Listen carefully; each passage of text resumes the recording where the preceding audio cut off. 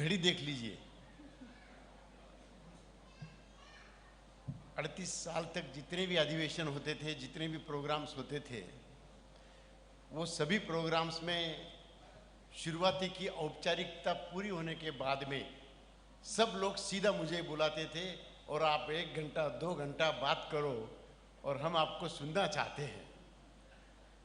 लेकिन अब संगठन इतना बदल गया है कि जैसे राजू लुंकड़ ने कहा कि सबसे पहले रमेश पटवारी जी आए, उन्होंने अच्छे ढंग से पूरी गतिविधियों को सामने रखा। फिर आचलिया जी आए, उन्होंने बहुत सारी बातें संगठन के बारे में और उनके खुद के एक्सपीरियंस के बारे में हमारे साथ में शेयर की। उसके बाद में भाई राजेंद्र जी लुंकड़ आए, उन्होंने भी उनका पूरा जर्नी, क्योंकि घर परिवार में आदमी आता है ना तो खुल के बात करता है। तो तमिलनाडु के है, आप सबका परिवार यानी उनका ही परिवार है, पूरा तमिलनाडु उनका ही है। तो उन्होंने भी काफी अच्छे तरीके से अपनी बात दिल खोलकर लोगों के सामने रखा। कोमलाई, उसने एक नया रंग बताया, प्रोफेशनलिज्म क्या होता है वो समझाने की कोशिश की। बाद में भाई प्रफुल्ल आए और प्रफुल्ल ने बोला मेरे पहले ये आ गए, ये आ गए, ये आ गए। इतना सब होने के बाद में मुझे लाके खड़ा किया, और वो भी खड़ा किया तो आफ्टर टी ब्रेक खड़ा कर दिया। और एक बोला कि अभी मेरे आने वाले और भी दूसरे वक्ता है, उसके बीच में मेरे को लाया गया।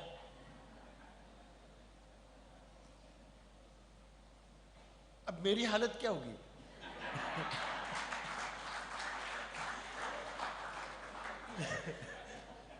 जो आदमी ऑलवेज औपचारिकता के बाद पहला आके 2 घंटा बड़बड़ करता था, फिर बाद में कोई बोलो नहीं बोलो कोई संबंध नहीं,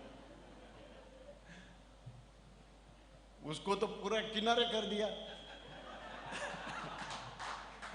और इस वक्त पर बुलाया गया, बुलाने के पहले बहुत अच्छे तरीके से हमारे बहू ने सोचने की बात की, और जब बुलाया तब लंच टाइम होने वाला ही है। लेकिन मुझे पता है हमारे समाज के लोगों का लंच डिनर ये 2 प्रकार का होता है, एक भौतिक और एक आध्यात्मिक। वो लंच डिनर तो कई बार होते हैं, जाते हैं लोग, तो हमारे रोज उपवास करते हैं, ज्ञान जी आठवी करते, प्रतिक्रमण करते, कहाँ है हमारा राजेंद्र दुगड़, और फिर भी काम करते रहते हैं। लेकिन हमारे से ज्यादा पूरे समाज की चिंता,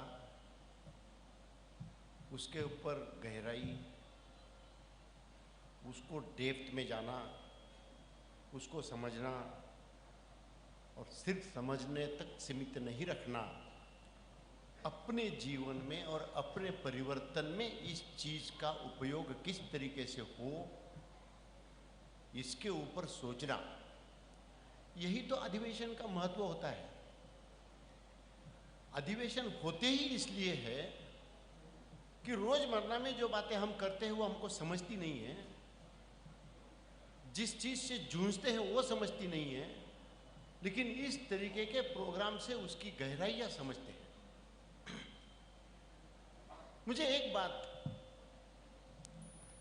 जो कल रात को मैं यहां आया, आज सवेरे 3 बजे, ज्ञान जी, जैसे ही सिरकाली में मैं उतरा और ज्ञान जी सामने खड़े हो गए, मुझे झटक से याद आ गया कि मैं इसके पहले सिरकाली कब आया। यादें ताजा हुई, जिसका जिक्र ज्ञान जी ने यहां किया। मुझे नहीं लगता कि आप में से कुछ लोगों को यह मालूम हो कि हम क्यों आए और क्या किया और कैसे घूमे और क्या नहीं किया। हो सकता है मालूम नहीं हो, 10-20 लोगों को, 5-25 लोगों को मालूम हो सकता है, मैं एक डिफरेंट चीज उसके माध्यम से आपको कहना चाहता हूं कि हम क्यों आए थे और कैसे आए थे और कहां आए थे और क्या क्या किया और जैन समाज क्या कर सकता है। उस वक्त की बात है 2005 की। 2005 में जब हम आए तब मैं आपको एक 2-5 मिनट के अंदर 2005 की यादगार आपके सामने लाना चाहता हूँ। ये ज्ञानचंद जी कलेक्टर के साथ हमारे सामने बैठे हैं। ये जो पूरा पट्टा दिख रहा है वो पूरा किस तरीके से तमिलनाडु का स्प्रेड है। पूरा समंदर के किनारे ये पूरा तमिलनाडु का स्प्रेड है। और किस तरीके से, एक मिनट, किस तरीके से जो लाल स्पॉट्स देखे हैं वो सारे एरियाज हमने किस तरीके से कवर किए और क्यों हम यहाँ आए। ये लाल स्पॉट को हम एक सेंटर मानते थे। शिरकाली, चिदम्बरम, कडलोर, पौंडीचेरी, कारेकाल और कुमरकलम, हम इसको सेंटर बनाए थे। मैं 2005 की बात कर रहा हूँ। इसको सेंटर्स बनाने के बाद में हमने किया क्या, नेक्स्ट, ये डे 1 से लेके तमिलनाडु में जो सुनामी आई थी वो सुनामी को फेस करके हमारे गांव के लोगों को मदद राहत करने के लिए सारे का सारा काम पूरे जैन समाज ने यहाँ कैसे किया उसका चित्र आपको बताना चाहता हूँ। आगे बढ़ो, आगे बढ़ो। ये मैं कंटेंट नहीं बताना चाहूँगा, पढ़ना नहीं चाहूँगा, आगे चलो, आगे चलो। हाँ, ये एक सेंटर है, ये एक सेंटर है। ये जो एक सेंटर है वो सिरकाली, वो सेंटर के कितने गांव है? 21 विलेजेस ऑफ सिरकाली सेंटर, जहां मानवता का काम सुनामी के बाद जैन समाज के द्वारा किया गया। ये आज लिखे नहीं है, 2005 का बुक है, जैसे ज्ञान जी ने बताया। ये वो सेंटर्स है। ये सेंटर आगे आगे, ये सेंटर में कौन से टाइप का काम किया गया, आगे। ये सेंटर में काम करने के बाद में गवर्नमेंट ने इसका कॉग्निजेंस कैसे लिया, गवर्नमेंट ऑफ तमिलनाडु ने इसका कॉग्निजेंस कैसे लिया, आगे आगे। ये 4 लोग हेड थे उस वक्त, ये काम कर रहे थे अपने कंधों पर लेकर। ज्ञानचंद जी, हरकचंद जी बोरा, सागरमल जी बोरा, विमल जैन। तालियां बजाइए उनके लिए।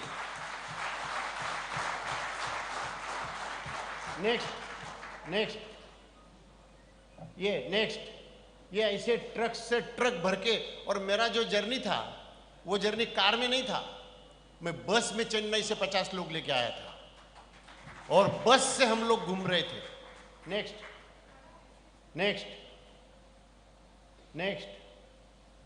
नेक्स्ट कोडुलूर। हाँ, ये ठीक है, आगे आगे। ये नेम ऑफ विलेजेस, ये name of representatives: Ajit Dudheria, Mahavir Bora, Yash Pokharna, Kamalchand Kothari, Surajmal Khivasara, Kamal Kishore Tathed. आज भी कमल किशोर ताथेड़िया। जोरदार तालियां होनी चाहिए कि कब से कहां तक ज्ञान जी भी तभी से अभी तक थे, कमल भी अभी तक वहां से अभी तक है। ये एक सस्टेनेबिलिटी का प्रकार है। आगे बढ़िए, आगे बढ़िए। ये सब गवर्नमेंट के लेटर्स, ये सब गवर्नमेंट के लेटर्स, किन्होंने कितना काम किया, किन्होंने कितना पैसा कंट्रीब्यूट किया, किन्होंने किसको कैसे मदद की, ये सारा लेखा जोखा यहां मौजूद है। नेक्स्ट, एक मिनट। हाँ, ये रिलीफ सेंटर्स, ये नेम ऑफ द विलेजेस, ये सेंटर नंबर 3, ये जैन कारेकाल के, ये सब नाम है।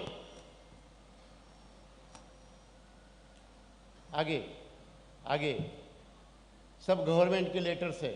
आगे आगे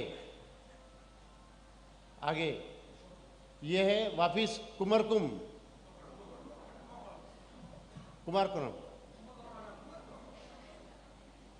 कुंभकोणम। और ये कुंभकोणम के लोग हैं और ये विलेजेस है। नेक्स्ट, ये कितना कितना काम किन्होंने किया, कितना मटेरियल दिया, कितना पैसा दिया। कुडलूर देखिए 19 गांव, 3 लोग, सेंटर्स, काम काम क्या क्या किए, लेटर्स, गवर्नमेंट गवर्नमेंट गवर्नमेंट।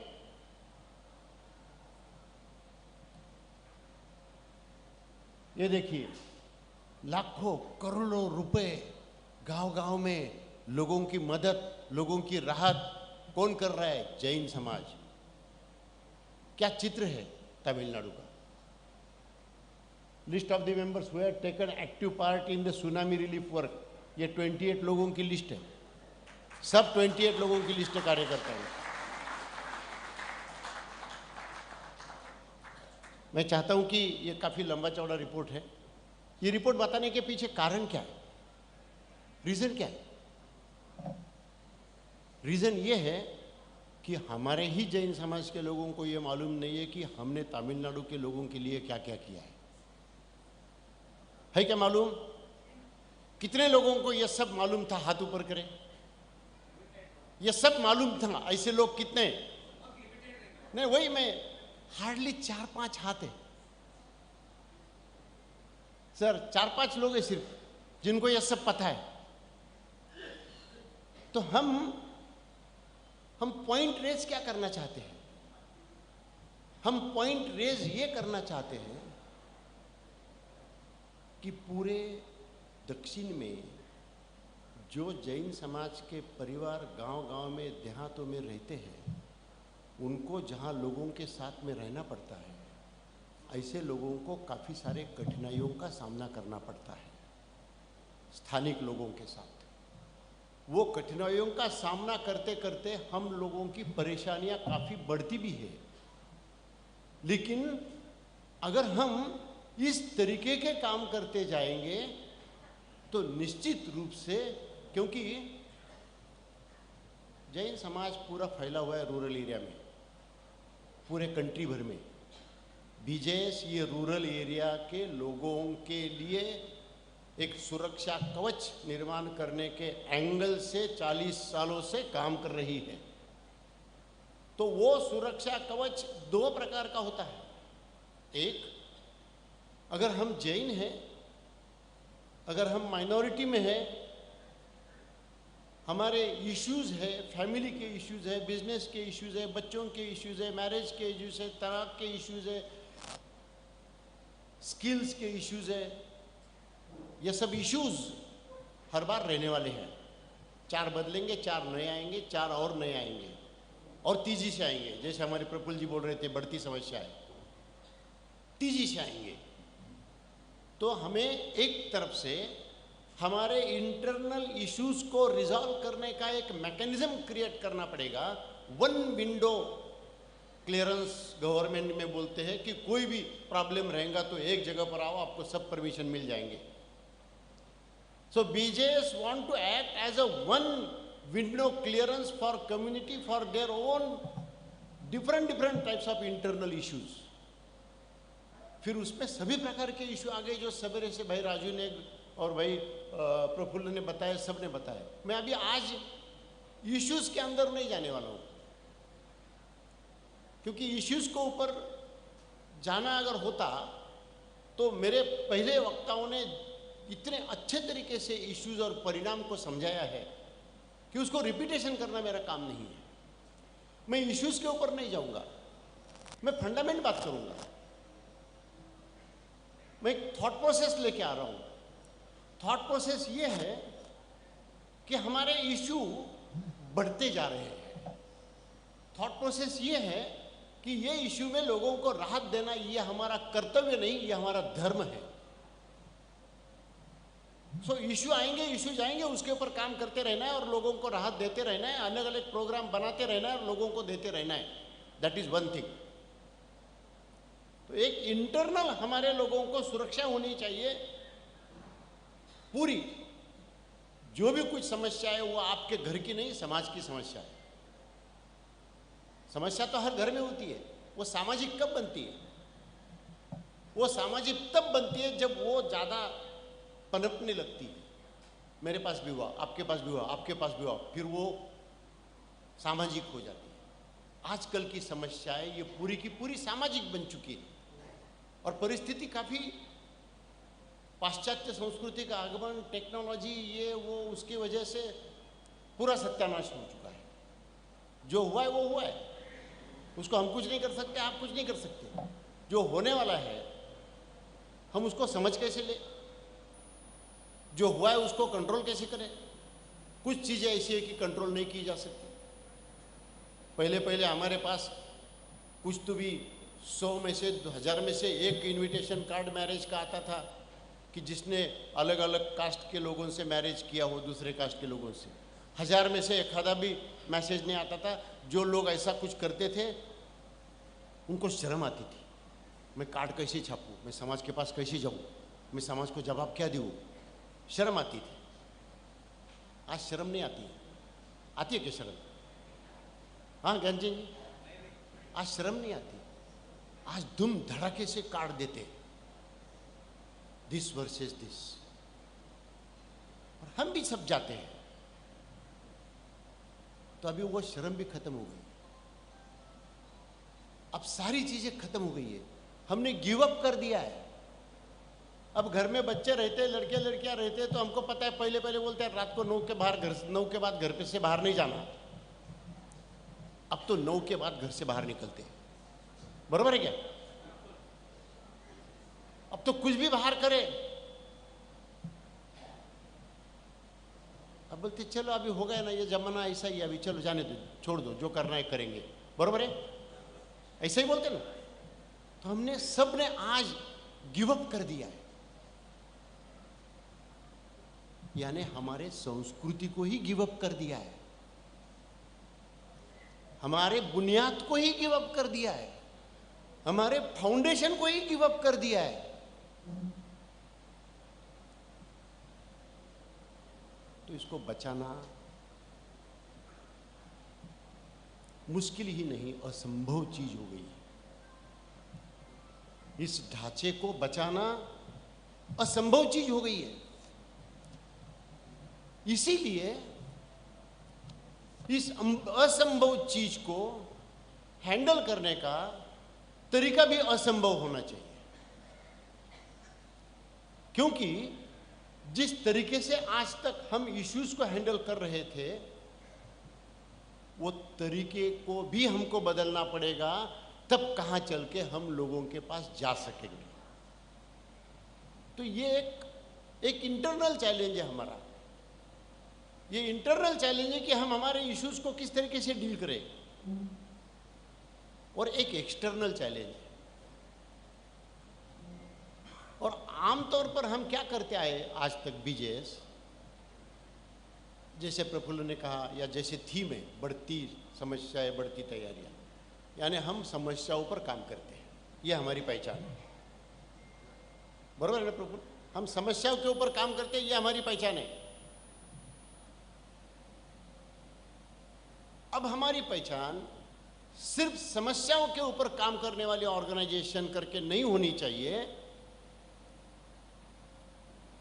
अब हमारी पहचान एक पूरे समाज के लिए एक जैन सुरक्षा कवच हो, इस तरीके की एक विचारधारा लेकर उसके अंदर आपकी इंटरनल एक्सटर्नल सभी समस्याएं अंदर आए, लेकिन उसके ऊपर कवच हो। अभी अपन एक छाता लेते हैं, जब बारिश आती है तब छाता लेते हैं, धूप आती है तब छाता लेते हैं, और बाहर घूमने को जाते हैं, बारिश आती है तो छाता लेके जाते हैं, बारिश हमारे शरीर पर नहीं आती है। क्यों?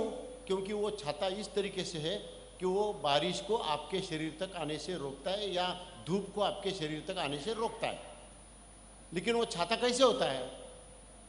वो एक बड़ा, क्या बोलेंगे उसको, फाउंडेशन, उसका नड़ी बोलते क्या, डंडी, बड़ी डंडी, एक मजबूत डंडी होती है, ठीक है, और फिर उसको एक छोटी छोटी डंडियां होती है, 6, 7, 8। वो बड़ी डंडी को छोटी छोटी डंडियां का नेट बनाया जाता है। बड़ी डंडी को छोटे छोटे डंडिया का नेट बनाया जाता है और वो सब नेट अगर साथ में जुड़े तो आपको वो सुरक्षा मिलती है, नहीं तो नहीं मिलती है। बीजेएस ने अभी तक जो भी कुछ काम किए हैं वो समस्या आने के बाद समाधान करने के काम किए हैं। अभी उसके ऊपर हटकर बीजेएस को छाते का बड़ा डंडा और अलग अलग टाइप की, अलग अलग स्टेट की, अलग अलग लोगों की छोटी डंडियां बनाकर उसको एक साथ नेटवर्क में बांधकर पूरे समाज के परिवार को सुरक्षा कवच छाते जैसा निर्माण करना, ये हमारे सामने सबसे बड़ा काम यहां से आगे की जिंदगी में। तो ये सुरक्षा कवच अगर रहेगा, क्योंकि राजू ऑलवेज बोलते रहते हैं कि ये ऑर्गेनाइजेशन विचारधारा से चलती है।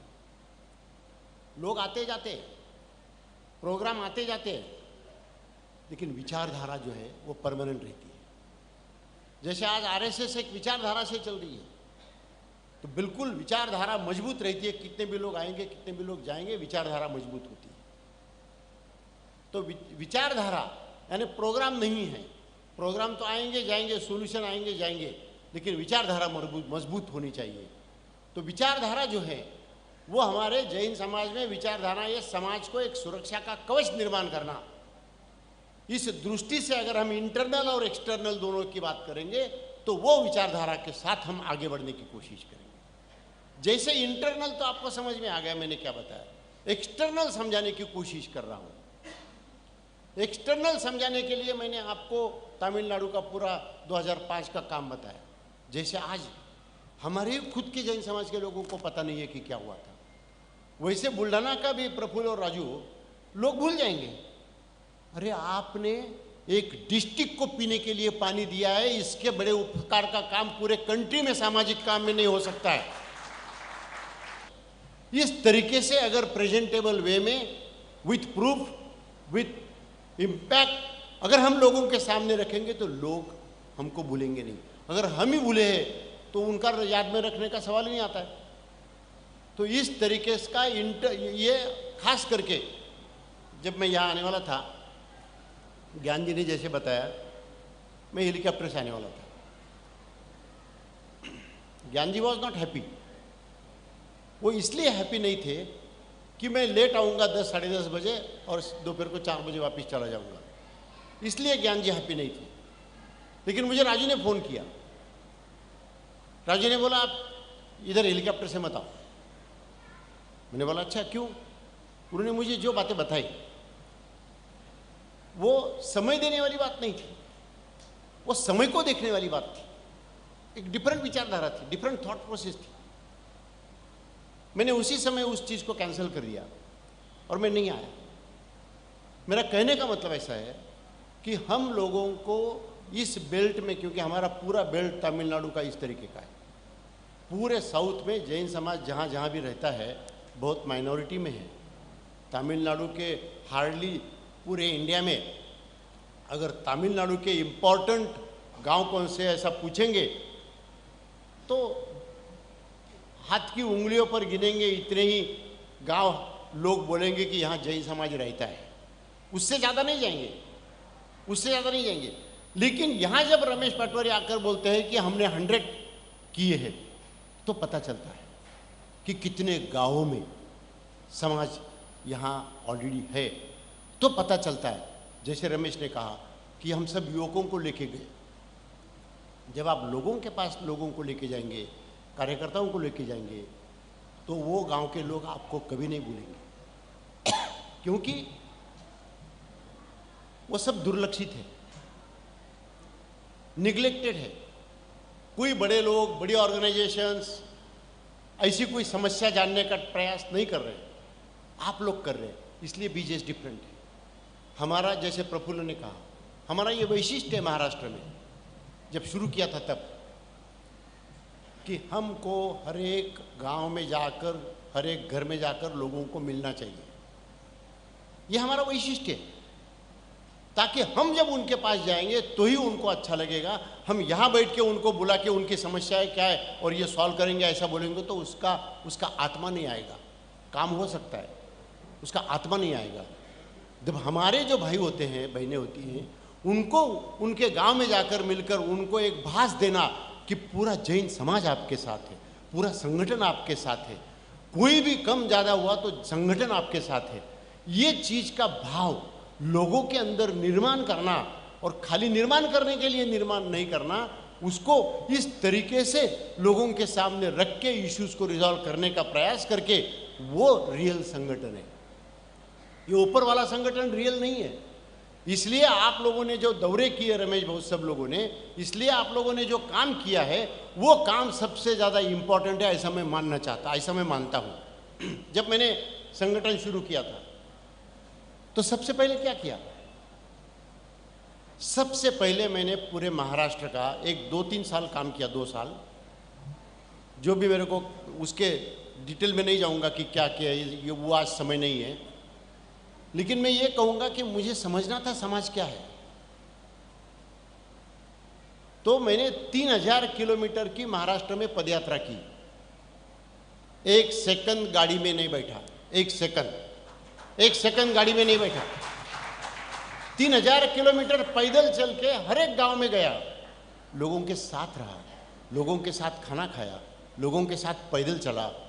तब समाज क्या है ये पता चलता है, तब समाज रियल मालूम पड़ता है, तब समाज की समस्याएं रियल मालूम पड़ती है। तो ये अगर हम लाइफ लॉन्ग इसको नहीं छोड़ेंगे कि जमीन के साथ हमारा जुड़ाव होना चाहिए, ऊपर का नहीं, और उनकी समस्याओं को समझ लेना चाहिए, ये बात जब होगी तब सबसे ज़्यादा महत्वपूर्ण बात होगी। अब जैसे समस्याओं के बारे में बताया गया है, लास्ट अधिवेशन जब हुआ कर्नाटका का, 10-12 दिन 15 दिन पहले का अधिवेशन हुआ, उस अधिवेशन में मैंने एक ट्राई किया। मैं माइक लेके नीचे गया और हर एक आदमी के पास जाकर पूछा कि बोलो तुम्हारे हिसाब से क्या समाज में समस्या है। इसका एक पल्स जानने की कोशिश की मैंने। 1 घंटा 1.5 घंटा पूरा अंदर रहा। फिर जो लोग बोलने लगे तो दिल से लोगों ने अपनी सारी बात सामने रख दी। अभी वो एक्सरसाइज मैं कोई भी स्टेट में करूंगा तो सेम एक्सरसाइज होगा। इसलिए वो 1.5 घंटे का 2 घंटे का एक्सरसाइज आपके सामने ना करके, क्या कर्नाटका के अधिवेशन में जनरल लोगों ने क्या क्या बातें हमारे सामने रखी, उस शॉर्ट में मैं आपको वो बातों को बताना चाहता हूं कि कौन सी बातें उन्होंने रखी। ये देखिए, ये नाम के साथ है कि हर एक व्यक्ति का नाम है, मेल हो फीमेल हो। उन्होंने क्या बात रखी वो पूरी की पूरी बात रिकॉर्डेड है, वो रिकॉर्डेड बातें यहाँ रखी। ये लोगों ने आगे बढ़ो, थोड़ा धीरे, ये सब लोगों के नाम हैं। आज की ज्वलन समस्या, युवा पीढ़ी, पाश्चात्य संस्कृति, ये सब जैन यूथ नीड सपोर्ट। आप यूथ लोग ज़्यादा है और सवेरे से ज्ञान जी, प्रफुल्ल जी, सब लोग यूथ के बारे में बात कर रहे हैं। तो कैसे यूथ लोग अपनी समस्याएं सामने, थोड़ा धीरे आगे।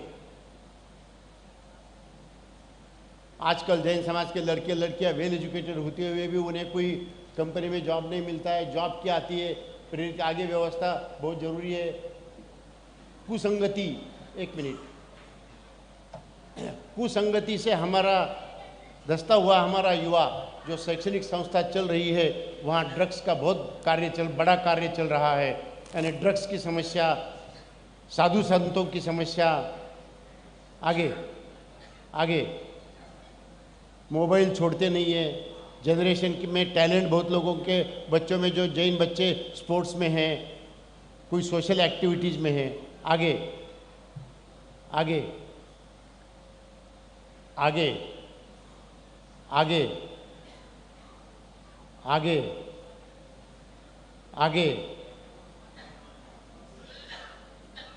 26 से 27 साल से पहले शादी नहीं करना चाहती है लड़कियां, क्या करें उसको? बिजनेस के माध्यम से प्री वेडिंग में को बढ़ावा पर ध्यान देना, शादी में कम खर्च और आडंबर को रोकना। आगे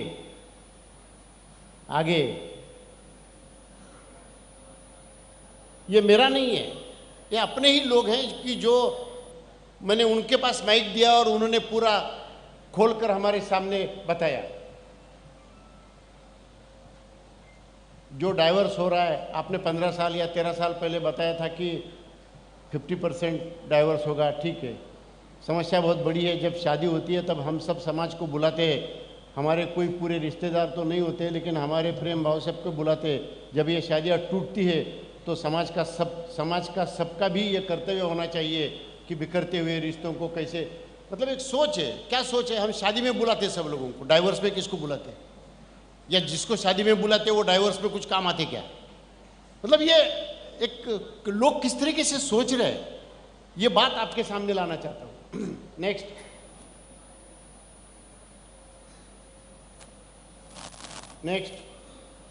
ये कितनी, ये सब लोगों ने भाषण किए, माइक के ऊपर बात की है सब लोगों ने, और सब ऐसे मैं अंदर जाके सबके साथ बात की थी। नेक्स्ट, ये इसका मैं एक बुक प्रिंट कर रहा हूं, और ये समस्या के ऊपर हमने इमीडिएट, एक हफ्ता पहले की बात है, हमने इमीडिएट ऑफिस में वर्किंग शुरू किया है। अब क्या वर्किंग शुरू किया है? इसको क्लस्टरिंग करना शुरू किया है। क्या किया है आगे बताएंगे हम। ये एक एक करिए, जरा ज्यादा जल्दी मत आगे जाओ। ये सामाजिक समस्या है। आगे, युवाओं से संबंधित समस्या। आगे, नशे की लत, पाश्चात्य संस्कृति का बढ़ता प्रभाव, फोन की लत, बढ़ती मानसिक समस्या है। नेक्स्ट, ये पर्यावरण संबंधी समस्या है, प्लास्टिक का बढ़ता उपयोग, योग, ठीक है। कौटुंबिक समस्या है, ओके। आगे आगे आगे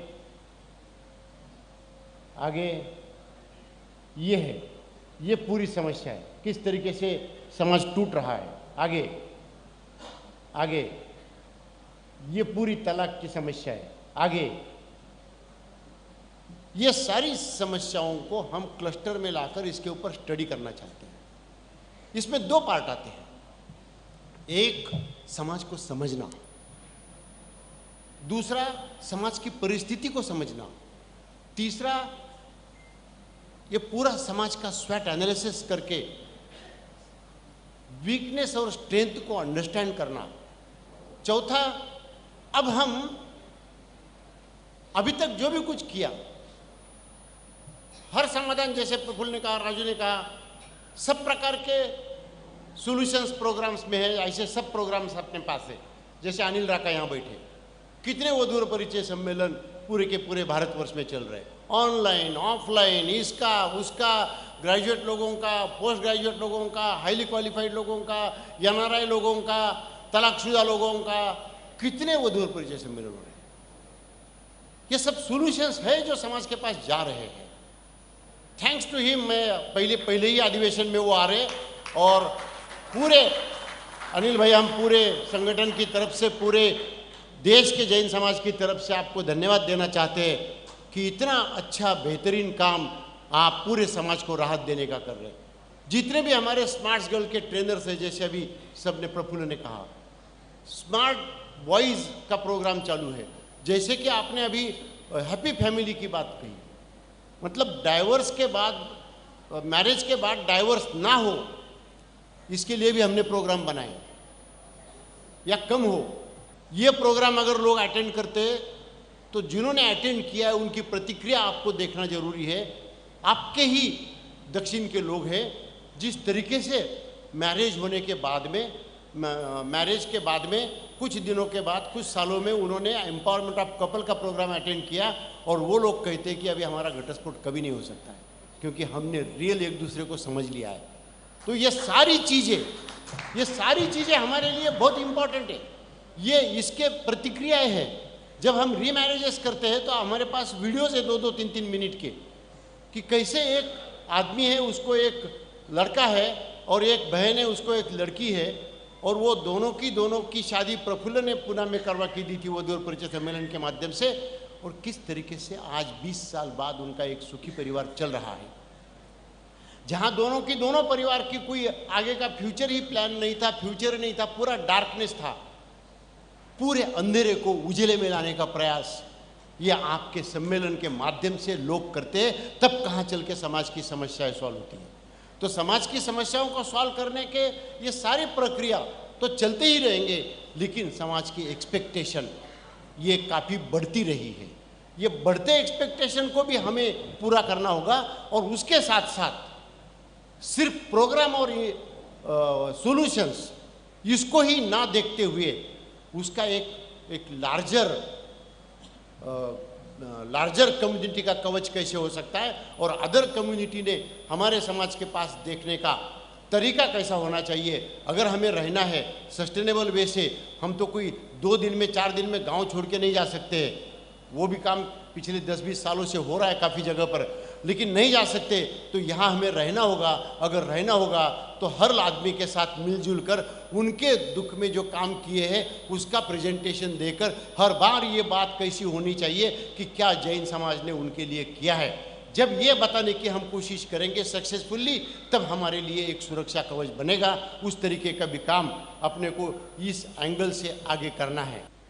लेकिन जब हमारी टीम कार्यकर्ता दौरा करते हैं, जैसे रमेश भाई दौरे पर गए, तो लोगों को अगर जाके बताएंगे तो बीजेएस क्या है, तो बीजेएस क्या है ये बताना भी लोगों के लिए काफ़ी मुश्किल है। 38 साल की जर्नी है। हम लोगों ने कई बार कोशिश की कि एक बीजेएस की फिल्म बनाएंगे, लेकिन वो कोशिश हमारी कभी भी सफल नहीं हुई। पहली बार प्रफुल्ल जी, पहली बार हमने बीजेएस के जर्नी की डॉक्यूमेंट्री बनाई है। एक डॉक्यूमेंट्री है, वो डॉक्यूमेंट्री के माध्यम से बीजेएस का जर्नी बताया गया है।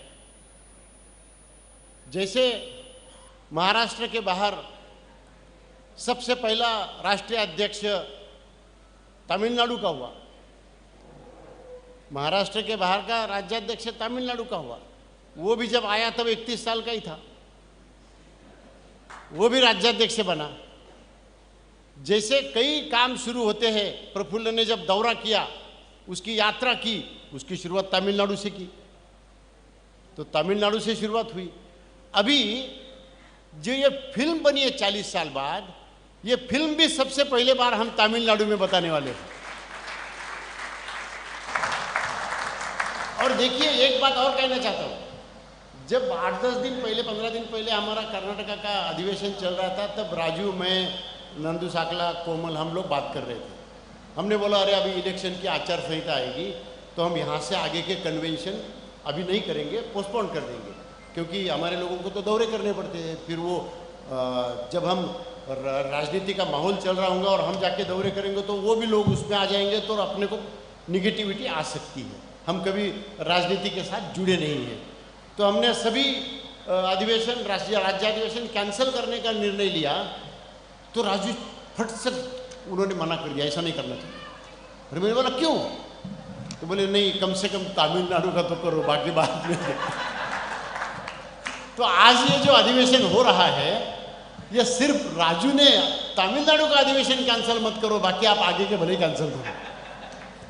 तो तुम्हारी वजह से ये आज का अधिवेशन हो रहा है। और दूसरी बात, आचार संहिता भी अभी तक नहीं लगी। तो ये अच्छा हुआ कि आचार संहिता नहीं लगी। अगर ये अधिवेशन यहाँ हो रहा है, तो पिछले अधिवेशन में मैंने सब लोगों से समस्याएं ली थी, इस अधिवेशन में नहीं ले रहा हूँ, क्योंकि इस अधिवेशन में वो समस्या सब तरफ सरीकी होगी। इस अधिवेशन में हम फ्यूचर प्लान डिसाइड करने के लिए, वो समस्याओं के ऊपर का ऑर्गेनाइजेशन बिल्टअप करने के लिए, वो विचारधारा को अच्छी तरीके से कंक्लूड करने के लिए, और एक अच्छे तरीके से आगे का बीजेएस का अगला 40 साल का इशू फाइनलाइज करने के लिए, रास्ता फाइनलाइज करने के लिए, विजन फाइनलाइज करने के लिए, मिशन फाइनलाइज करने के लिए तमिलनाडु का ये कन्वेंशन सबसे ज़्यादा महत्वपूर्ण रहेगा। जो चीज़ ज्ञानचंद जी यहाँ से आएगी, अभी वो चीज़ आपको, क्योंकि आने वाला कोई राज्य अधिवेशन 2-4 महीने होने वाला नहीं है, अभी सीधा हम नेशनल कन्वेंशन लेंगे। लेकिन यहाँ से जो भी चीज़ें हम सब लोग सवेरे से और आफ्टरनून में करेंगे, उसका परिणाम आने वाले फ्यूचर में एक बड़ा बीजेएस का 40 साल का आगे का विजन आपके सामने रखा जाएगा, और फिर हम एक अलग तरीके से सेवा के मोड में आएंगे। यहाँ युवक लोग काफ़ी आए थे। कल भी आपने यूथ समिट किया, राजू ने आपको काफ़ी ज़्यादा मोटिवेट किया, बहुत अच्छी बात है। एक बात मैं आपको कहना चाहता हूँ युवकों को, एक ही बात, हमारे सामने भविष्य में बड़े चैलेंजेस हैं, बहुत बड़े चैलेंजेस हैं, और ख़ास करके देहात के लोगों के, जैन कम्युनिटी के चैलेंजेस ये सिटी के लोगों से ज़्यादा, दुगुना ज़्यादा प्रॉब्लमेटिक है।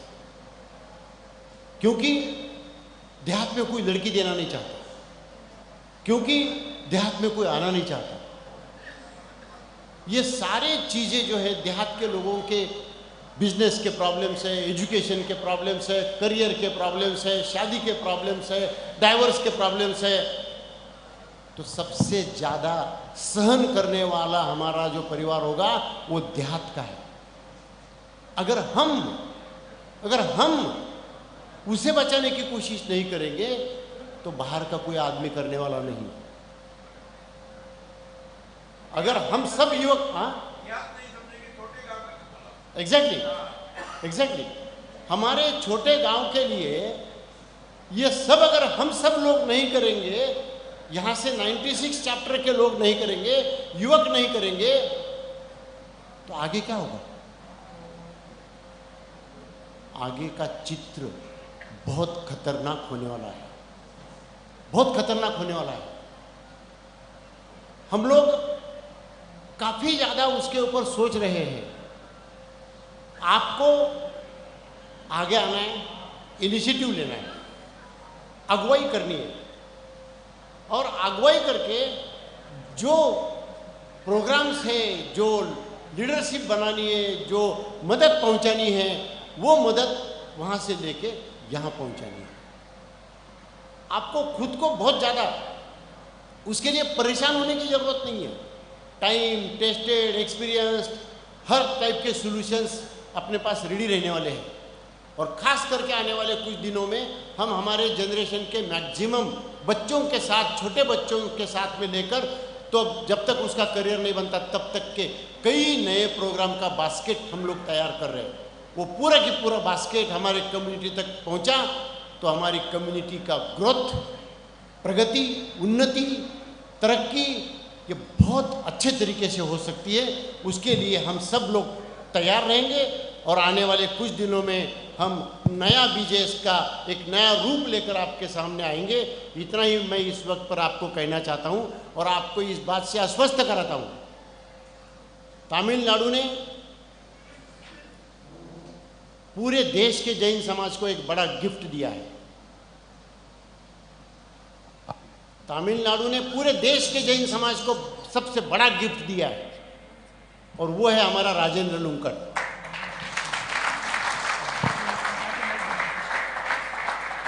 और प्रफुल्ल ने राजेंद्र लुंकड़ को आइडेंटिफाई करके उस पूना के अधिवेशन में बुलाया और वहाँ जब आप आए और वहाँ से जो आप जुड़े तो आज ईरोड से लेके यूरोप तक सब तरफ बीजेएस का झंडा बहुत अच्छे तरीके से फैला। ये तमिलनाडु का सबसे बड़ा गिफ्ट जैन समाज के लिए है। और हम ये प्रॉपर्टी कोई इंडिविजुअल प्रॉपर्टी नहीं है, ये प्रॉपर्टी कोई तमिलनाडु की प्रॉपर्टी नहीं है, ये प्रॉपर्टी कुछ लुंकड़ परिवार की प्रॉपर्टी नहीं है। अब ये प्रॉपर्टी देश की प्रॉपर्टी बन चुकी है। और जैसे प्रफुल्ल जी थे, महाराष्ट्र ने सबसे पहले प्रफुल्ल, मैं महाराष्ट्र में था तो सबसे पहले प्रफुल्ल सामने आ गए। कितनी लंबी साल तक का जर्नी उन्होंने किया, कितने दौरे उन्होंने किए, बहुत सब तरफ घूमने का प्रयास किया। नेपाल जैसे जगह पर जाकर 1-2-3 महीने वो रुके। ये तमिलनाडु में हमको ज़्यादा काम करने का स्कोप नहीं मिला, मैं आपको वो भी बात बताना चाहता हूँ। तमिलनाडु में हम बहुत ज़्यादा काम करना चाहते थे। तमिलनाडु में ये जो भी कुछ काम किया ये 0% है। अंडमान निकोबार में 37 आइलैंड में काम करने का मौका बीजेएस को मिला, 37 आइलैंड में, सुनामी में।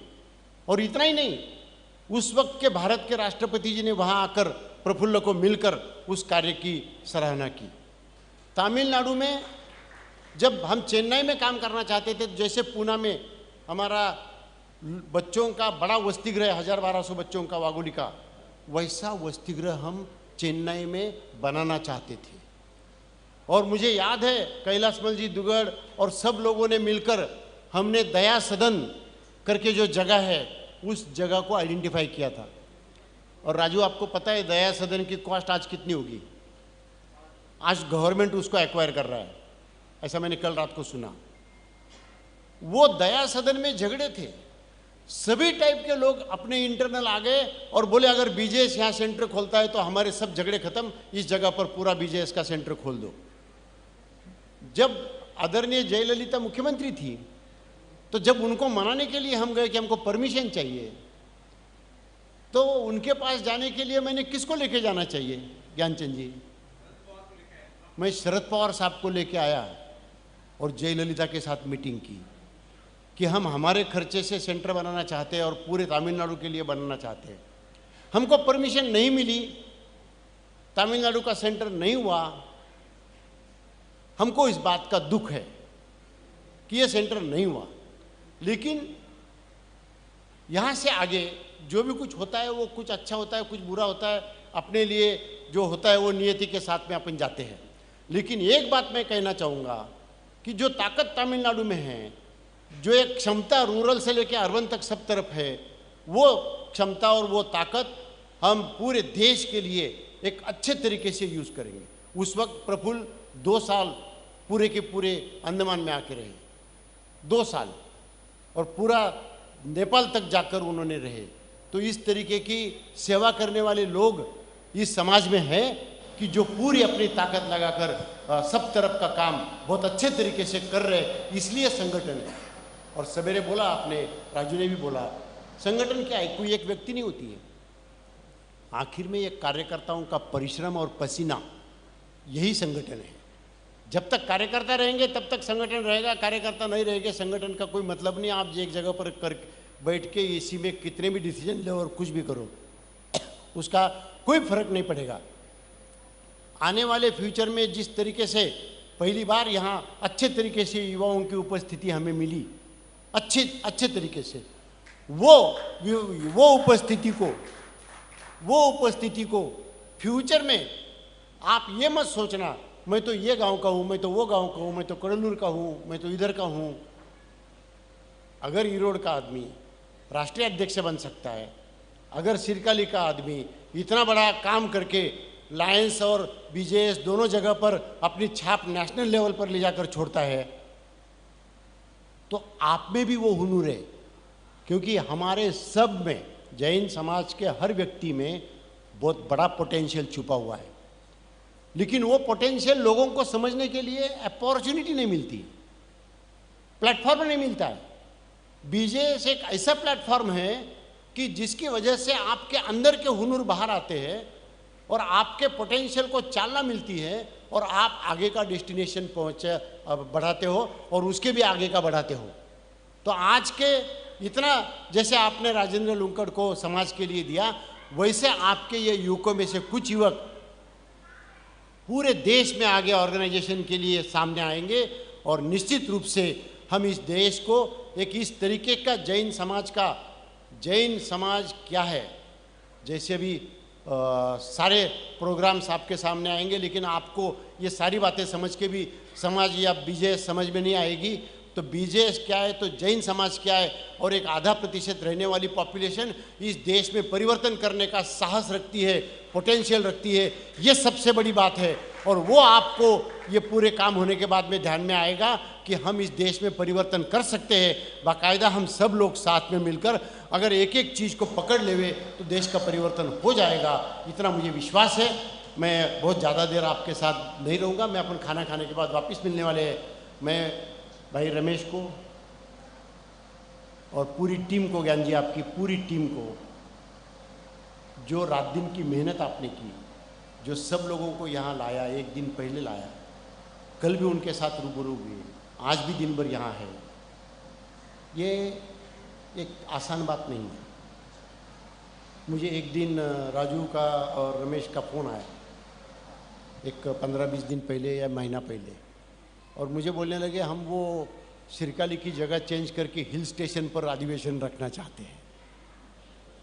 मैंने कहा यार, मुझे वो अटैच था मैं ज्ञान जी से, मैंने बोला यार नहीं, ऐसा नहीं, अपने को सिरकाली में ही रखो। हिल स्टेशन से ज़्यादा हम लोगों को हीलिंग कैसा करेंगे उसके ऊपर अगर हमने ध्यान दिया तो वो सबसे बड़ी बात होगी। और ये सब जम के आया। आज हमारे जितने भी लोग यहाँ हैं वो सब लोगों को आने वाले 10, 20, 40 साल का भविष्य किस तरीके से देखा जा सकता है, यानी भविष्य का भविष्य नहीं बोल रहा हूँ मैं, रियल भविष्य, रियल भविष्य जो हमें पता है जैन समाज में क्या होने वाला है, ये हमें पता है, क्योंकि इतने सालों से पापड़ बेले, यूं ही नहीं बेले, पता है हर चीज़ का। और कोई हम पुणे में एयर कंडीशन ऑफिस में बैठ के नहीं, हम ग्राउंड पर जाने वाले लोग हैं, इतना 3-3 हज़ार किलोमीटर चलने वाले लोग हैं।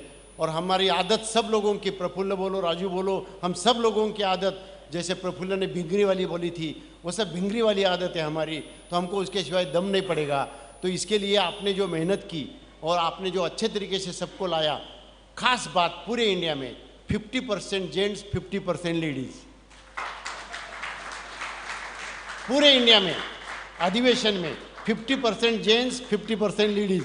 अगर आप खड़े होकर देखेंगे तो लेडीज ज़्यादा है, जेंट्स कम है। कितनी बड़ी बात है।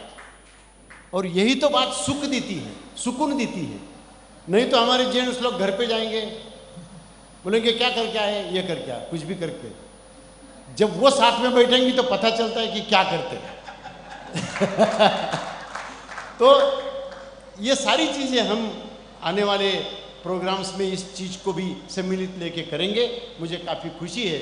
लक्ष्मीचंद जी साहब तो कितने सालों से जुड़े हुए, जैसे कैलाश मल जी साहब जुड़े थे तब से लक्ष्मीचंद जी साहब जुड़े, उन्होंने राज्य अधिवेशन भी किया था।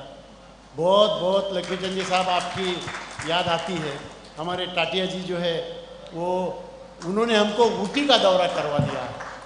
अभी कभी ऊटी जाना होगा नहीं होगा पता नहीं, लेकिन उन्होंने हमारा ऊटी का दौरा करा दिया मीटिंग लेकर, और पूरा अधिवेशन किया।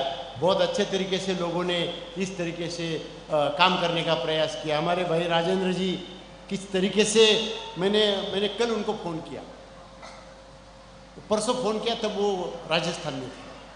तो मैंने बोला यार मैं चेन्नई से आने वाला हूँ ट्रेन से, तो चलो अपन चेन्नई में खाना साथ में खाएंगे। मुझे क्या पता कि हमारे ज्ञान जी ने एक घर आगे जाके सब व्यवस्था की होगी। उन्होंने तो सुदीप को बुला के एयरपोर्ट पर बुला के, मेरा फ्लाइट डिले हुआ, ट्रेन मिस होने वाली थी, फिर वो उधर खाना खिला के 2 स्टेशन छोड़ के तीसरे स्टेशन पे मुझे ट्रेन में बिठा दिया, और फिर राजू के साथ में। तो ये जो है, ये बातें हमारे लिए बहुत इम्पोर्टेंट है। और यही से, ऐसे ही टाइप के लोगों से एक पूरा संगठन आगे बढ़ता है। तो जितने भी एक्स प्रेसिडेंट्स यहाँ है बीजेएस के, तमिलनाडु के, वो सभी लोगों को मैं नमन करना चाहता हूँ। जो भी कार्यकर्ता हमारे भाई बहनें यहाँ आए हैं, आप सबको मैं नमन करना चाहता हूँ, आपके अंतर के आत्मा को नमन करना चाहता हूँ। और हम हमारे लिए नहीं, समाज के लिए, देश के लिए छोटा सा कंट्रीब्यूशन करेंगे तो हमारा पूरा की पूरा जीवन एक फल फूल जाएगा। एक अलग तरीके की अनुभूति आपको आएगी। वो अनुभूति आना ही सबसे बड़ी बात है। तो इसके लिए आने वाले फ्यूचर में हम सब लोग साथ में मिलकर एक बहुत बड़ा लंबा काम करेंगे। जिस ऑर्गेनाइजेशन के अंदर 40 साल का ग्राउंड लेवल का एक्सपीरियंस हो, जो organization state government, central government के साथ मिलकर बड़े बड़े पॉलिसी इन्फ्लुएंस करती हो, हम जिस तरीके से चाहते हैं उस तरीके से गवर्नमेंट के ऑर्डर बनते हैं, पॉलिसी बनती है, कानून बनता है। ये जो हमारे लिए इम्पोर्टेंट बात है। और प्रफुल्ल ने जैसे कहा, पूरे देश के जो बड़े बड़े एनजीओज, इंटरनेशनल एनजीओज है या कारपोरेट लोग हैं, उनका भी प्यार बीजेएस के ऊपर है, क्योंकि वो काम के ऊपर रहते हैं, नाम के ऊपर नहीं रहते। और जब इम्पैक्ट आपका दिखता है तभी वो सामने आते हैं। तो ऐसे सारे लोगों के साथ भी जुड़े, ये एक बहुत बड़ी, सब तरफ से मिलकर एक बहुत बड़ा संगठन बना है। अब इसका उपयोग करके, इसका बैकग्राउंड है अब इसका उपयोग करके आने वाले फ्यूचर में हमारे सारे यंग जनरेशन को और लोगों को और देश को किस तरीके से फ़ायदा होगा, ये चीज़ हम यहाँ से आगे करने वाले हैं। आज का आपका BJS के लिए जो आशीर्वाद रहेगा, उस आशीर्वाद के बलबूते के ऊपर, उस आशीर्वाद के ताकत के ऊपर, उस आशीर्वाद के बल के ऊपर हम इस जैन समाज का झंडा इस देश में फैलाएंगे। और भले हम आधा प्रतिशत क्यों न हो, लेकिन ये जैन समाज देश में परिवर्तन कर सकता है। ये आने वाले 10 सालों में हम सिद्ध करके बताएंगे। इतना कहते हुए आपसे विदा लेना चाहता हूँ। जय हिंद, जय महावीर।